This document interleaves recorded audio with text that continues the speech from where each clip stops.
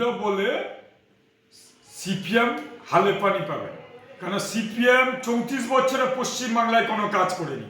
আর এখন সিপিএমের একটা উড়ন্ত নেতা গেলে 2-4টা লোক দেখতে পাই, তো ওর আগে পিছে যারা ঘুরছে পদ্ম ফুলে ভোট দেবে।